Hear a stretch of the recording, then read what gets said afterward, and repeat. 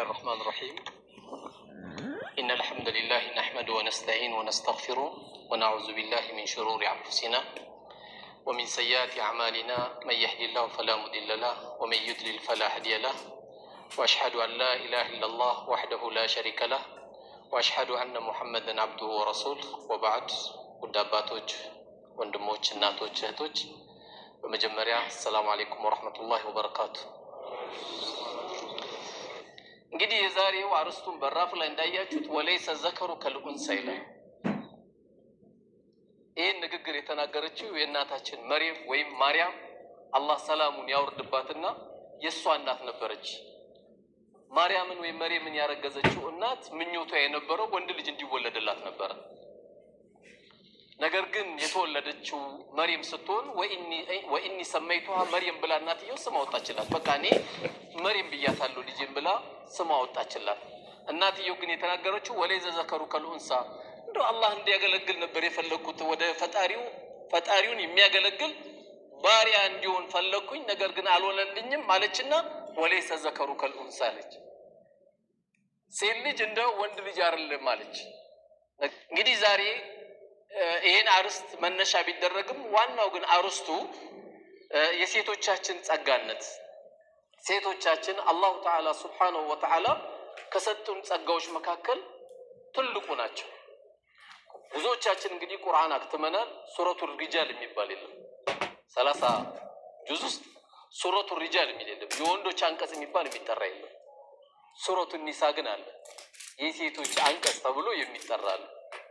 ይህም ሳይበቃ ደግሞ ሱረቱል መርየም ተብሎ ደግሞ በተጨማሪ በእናታችን መርየም ወይም ማርያም ረጅም አያ፣ አሁን ልክ ወንድሜ እንዳስታወሰው ወዝኩር ፊል ኪታብ መርየም ብሎ እንደጀመረው ስለ መርየም ያለችውን አስታውስ ብሎ የጀመረው የቀራው ወንድሜ አያ ረጅም ስለሷ ታሪክ ሱረቱል መርየም ተብሎ እሷ ተሰይሞላት።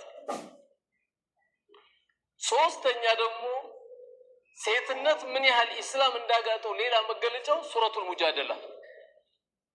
ሱረቱል ሙጃደላ የወረደው በማን ነው? ኸውለት ቢንቱ ሳለባ የተባለች ሰሃባ ናት። ኸውለት ቢንቱ ሳለባ የተባለች ሰሃቢት ሴት ናት። እቺ ሴት ባሏ አንድ ንግግር ተናገራት። አንቺ ጀርባዬ ነሽ፣ ያው ሚስቴ አይደለሽም የሚል ነገር ሲናገራት ባሌ እንዲህ ተናግሮኛል ተፈትቻለሁ ወይ ብሎ ለነብዩ አለይሂ ሰላቱ ወሰለም ሄዳ ስጠይቅ ተፈተሻል ይሏታል። ትደግማለች፣ ተፈተሻል ይሏታል። ትደግማለች፣ ተፈተሻል ይሏታል። በዚህን ጊዜ እሷ በጣም ተጨነቀች። በቃ እንግዲህ እኔ የምትፈልገው ሌላ መልስ ስለሆነ እኔ በቃ ወደ ጌታዬ ስሞታዬን አሰማለሁ፣ ከሱ መልስ እጠብቃለሁ ብላ ዱዓ አደረገች። እሷ ይሄን ዱዓ ስታደርግ ሹፉ ትልቅ ሴት ናት፣ ወይም አረጋያን ብለን የምንጠራት ናት።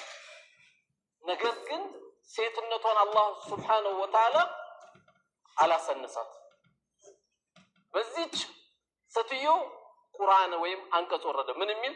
ቀድ ሰሚዐ አላሁ ቀውለ ለቲ ቱጃዲሉከ ፊ ዘውጂሃ፣ በባሏ ጉዳይ ተመላልሳ የምትጠይቅ የነበረችው ሴት አላህ ሰምቷታል። አላህ እንቅስቃሴዋን ጥያቄዋን ሰምቷታል። መጠ ንገራት ምን መደረግ እንዳለባትና ወደ ትዳሯ እንዴት መመለስ እንዳለባት ንገራት ብሎ እዚች አሮጊት ብለን እኛ የምናሳነሳቸው ሰዎች አላህ ከማሳነሱ የሚጠብቀንና የእንኳን በሽታ ነው። ትንሽ የምንለው ሰው በራሳችን ጭንቅላታችን